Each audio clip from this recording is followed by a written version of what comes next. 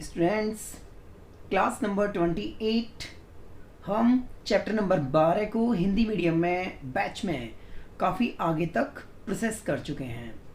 देखिए, मैं आपको एक बात बिल्कुल क्लियरली बताता हूँ कि जिस भी टॉपिक में आपको ऐसा लगता है कि समझ में नहीं आया, वापस से उसके ऊपर वीडियो बननी चाहिए।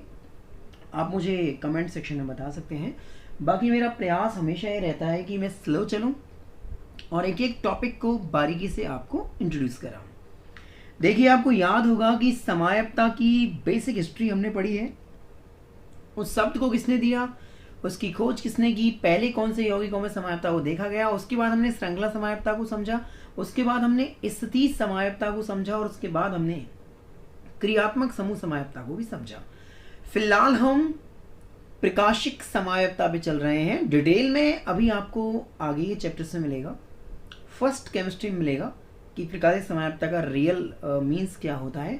लेकिन फिलहाल इस चैप्टर में प्रकाशिक समायत्ता को आपको एग्जाम्पल से बताना पड़ेगा, तो उसके लिए मैंने प्रीवियस वीडियो में कुछ टॉपिक समझाया था आपको, वो मैं थोड़ा सा रिपीट करता हूँ, आप देखिएगा, क्योंकि वहीं से हम प्रकाशिक समायत्ता को बेहतर समझ पाएंगे।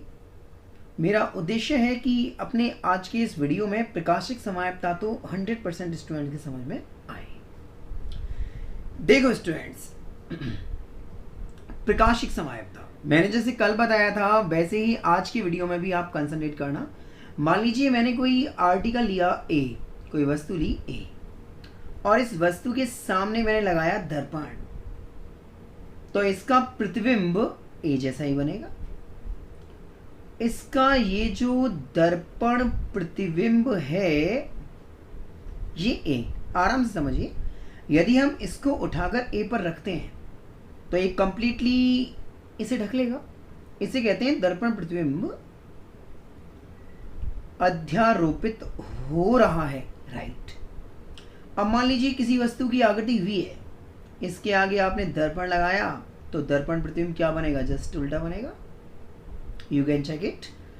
अब हम कह सकते हैं कि ये दर्पण प्रतिबिंब जो बना है ये मूल बिंब पर अध्यारोपित नहीं होगा।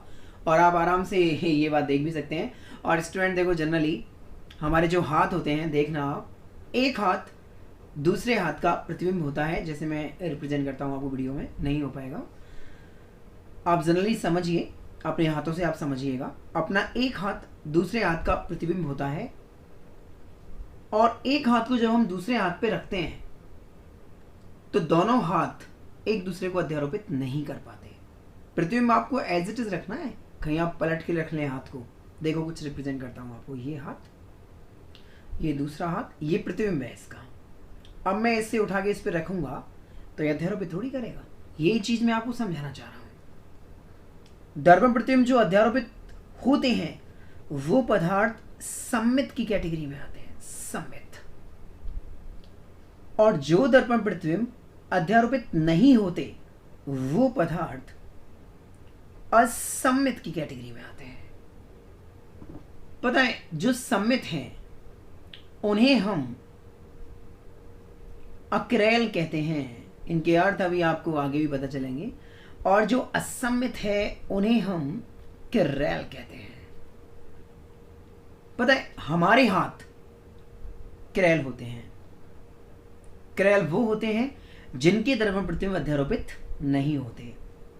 तो पता है, एग्जामिनर ने एक बार बच्चों से पूछा कि 2 क्रेल वस्तुओं के उदाहरण दीजिए। मैं एक बार समझा देता हूं आपको वापस से। दर्पण प्रतिबिंब अध्यारोपित, दैट मीन्स सम्मित। सम्मित को बोलते हैं अक्रेल। दर्पण प्रतिबिंब अध्यारोपित नहीं, वो होते हैं असम्मित, और असम्मित को बोलते हैं क्रेल।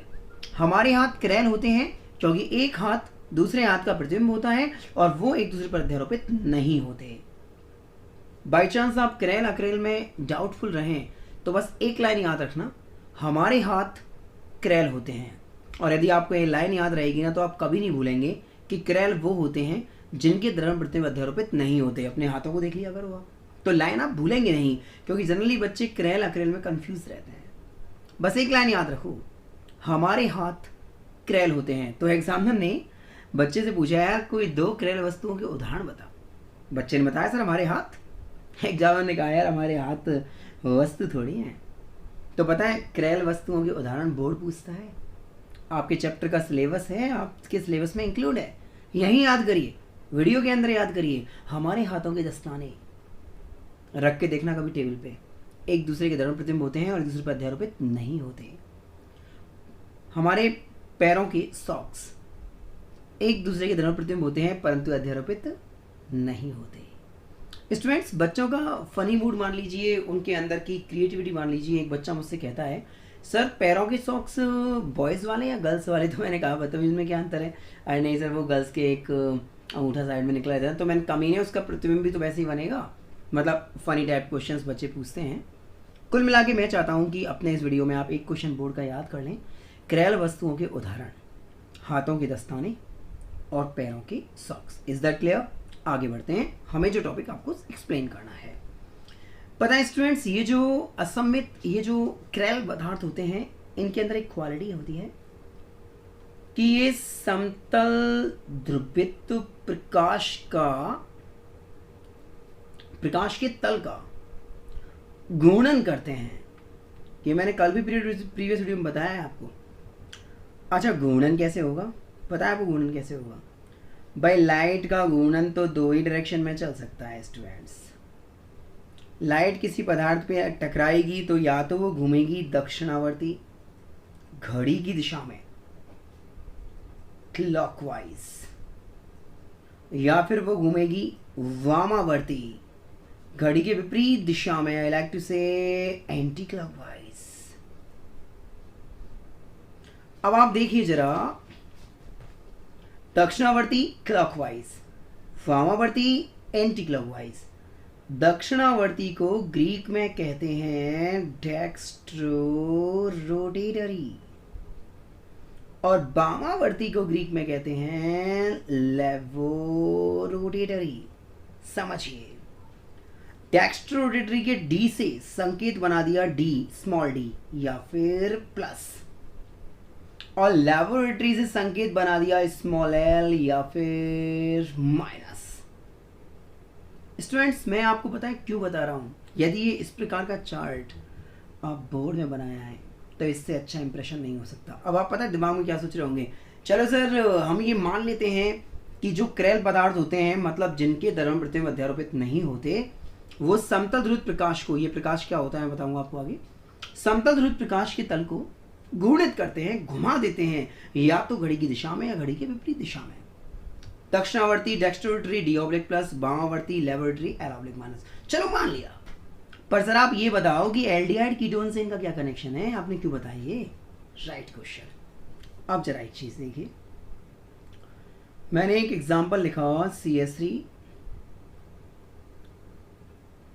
बॉन्ड C, गौर करिएगा। चलो CHO ऊपर ले लेते हैं, सॉरी CHO ऊपर ले लिया और CH3 बॉन्ड H और जस्ट नीचे ले लिया C2H5। ये देखो आप एक बार, ओके। हालांकि आपको याद होगा, जिन्होंने बेसिक पढ़ा है वो ये जानते हैं कि यदि कार्बन की चारों दिशाओं में चारों ग्रुप अलग अलग होते हैं तो उसे हम क्रेल कार्बन की कैटेगरी में रखते हैं। देखिए, मैं आराम से पढ़ाता हूँ स्टूडेंट्स, मुझे कोई जल्दबाजी नहीं होती। मैं स्टूडेंट्स को एक्सप्लेन करना चाहता हूँ कि टॉपिक चल कहाँ रहा है।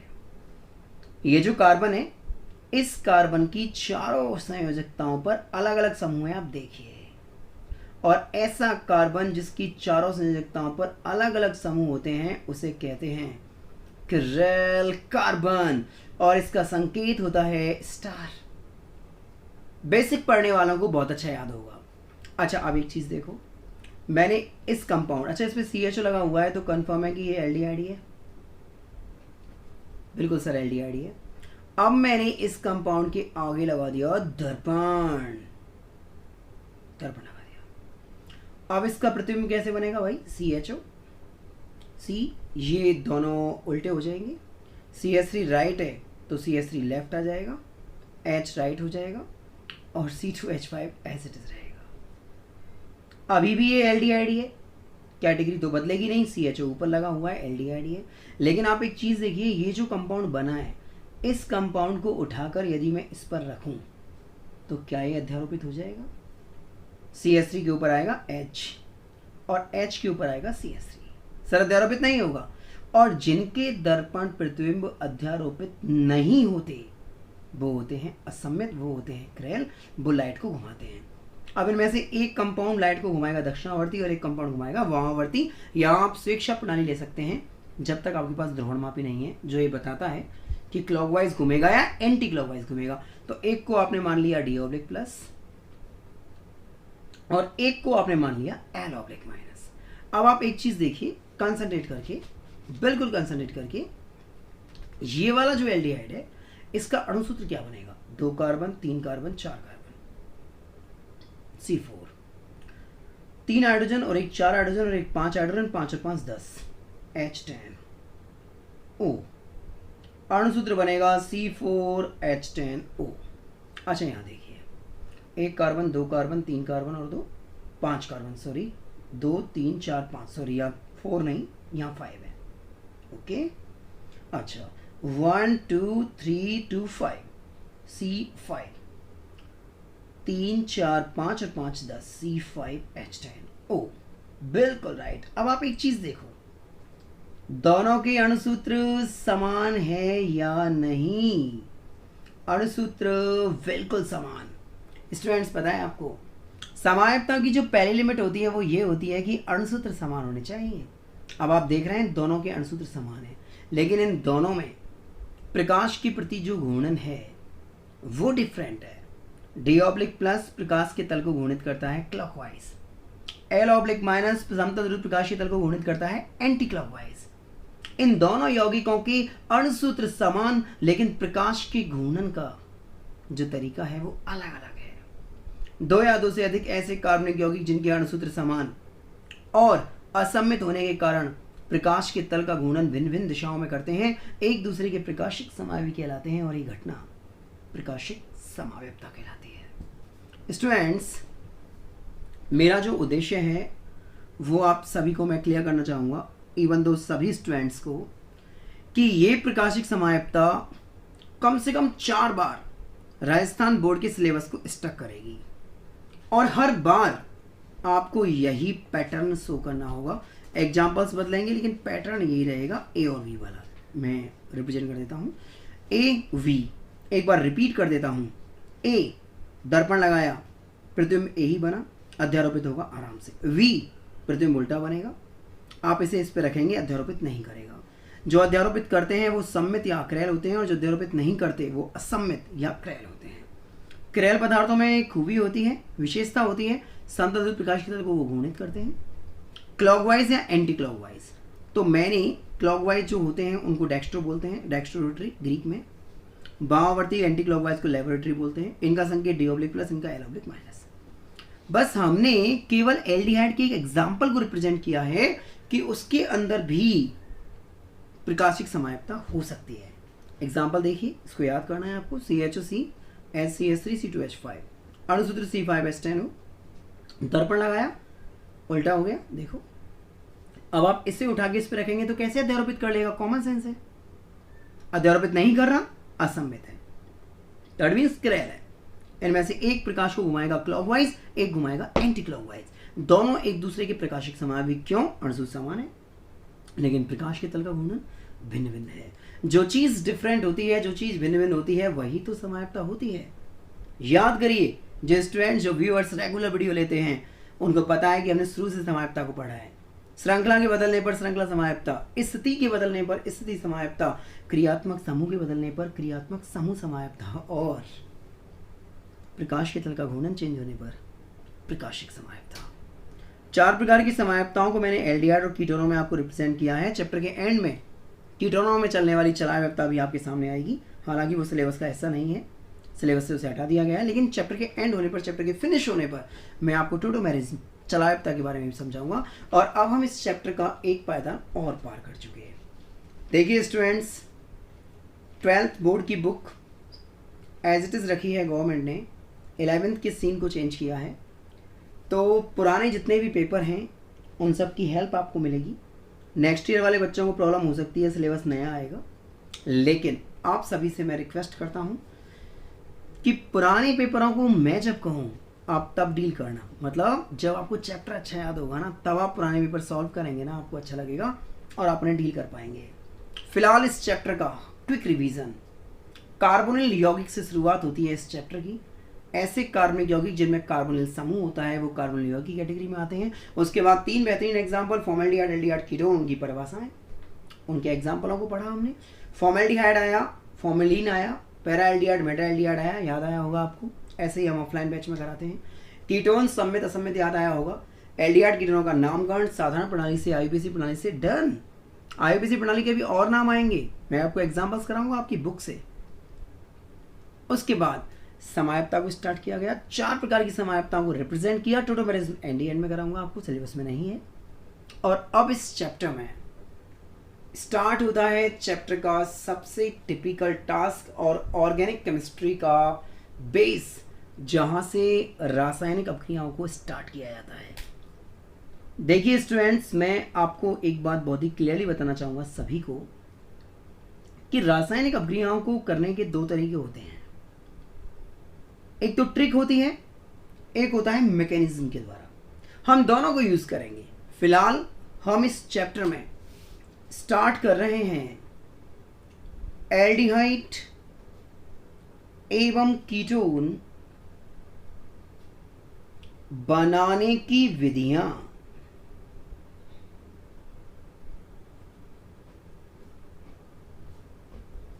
एल्डिहाइड एवं कीटोन बनाने की विधियां, दैट मीन्स रासायनिक अभिक्रियाओं का शुभारंभ हो रहा है हमारे इस ऑनलाइन चैनल में।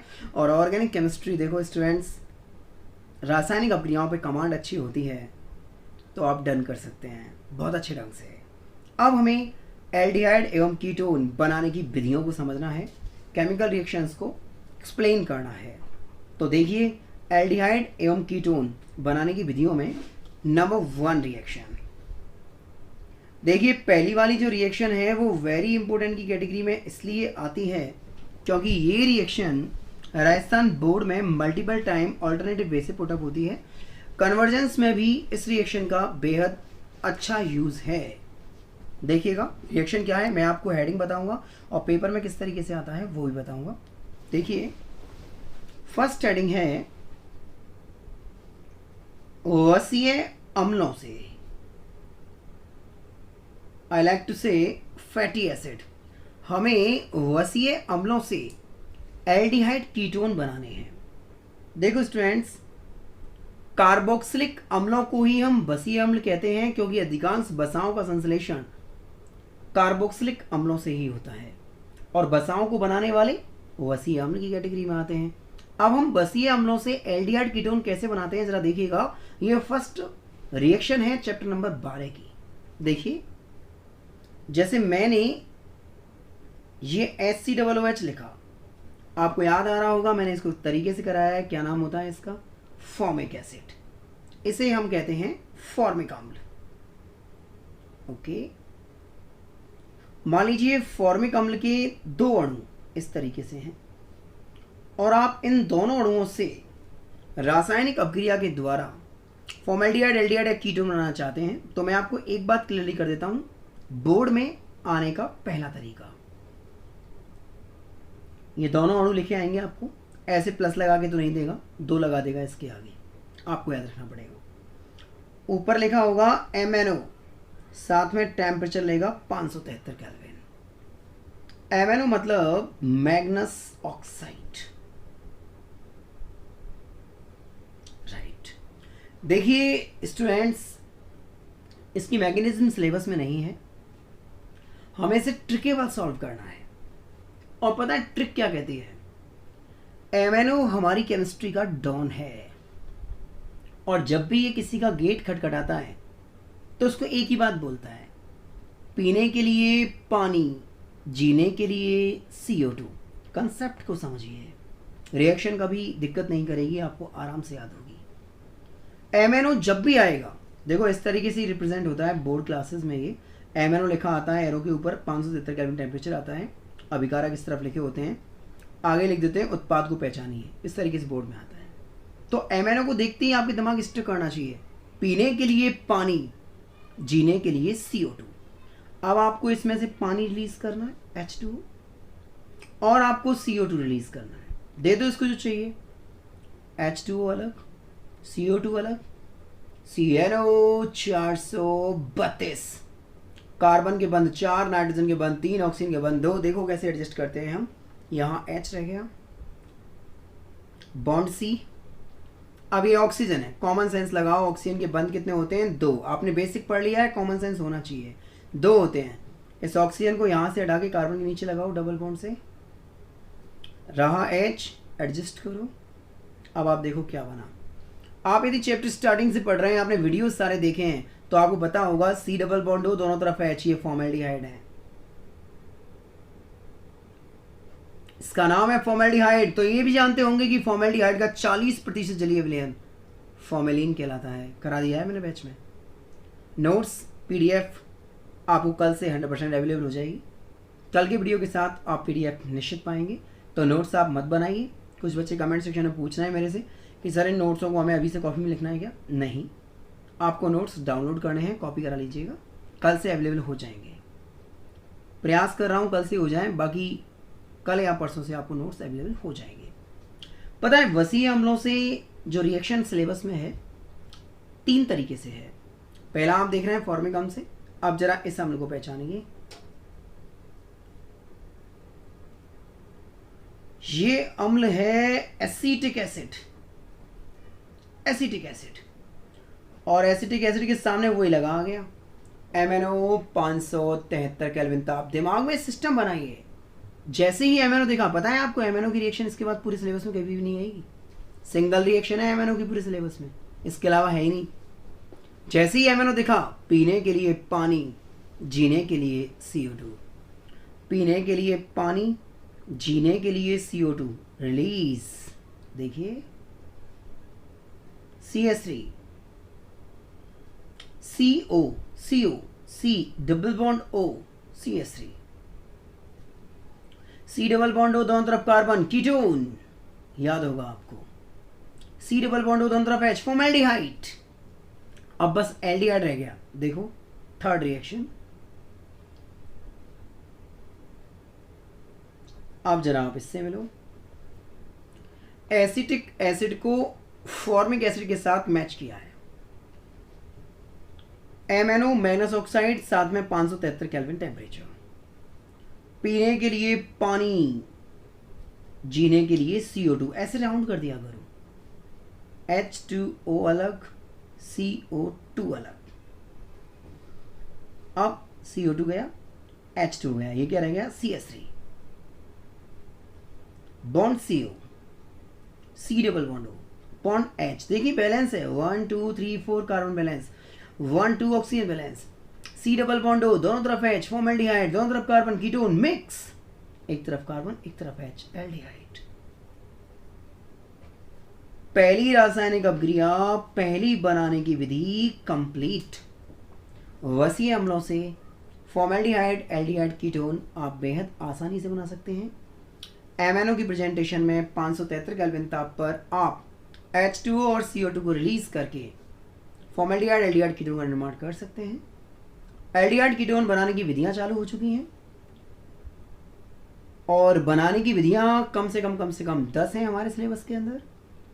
इसलिए मैं कहना चाहूँगा सभी स्टूडेंट्स को कि अब आप रेगुलरली कंसंट्रेट होकर वीडियो को देखिए। रासायनिक अभिक्रियाओं की स्टार्टिंग का मतलब है कि सिलेबस अब थोड़ा सा स्ट्रिक्ट हो जाएगा, और सभी चैप्टर्स ऐसे नहीं हैं। सिंपल चैप्टर भी हैं जो आपको आगे मिलेंगे, लेकिन हम ऑल्टरनेटिव चल रहे हैं। एक टिपिकल चैप्टर, एक सिंपल चैप्टर, एक टिपिकल चैप्टर, एक सिंपल चैप्टर।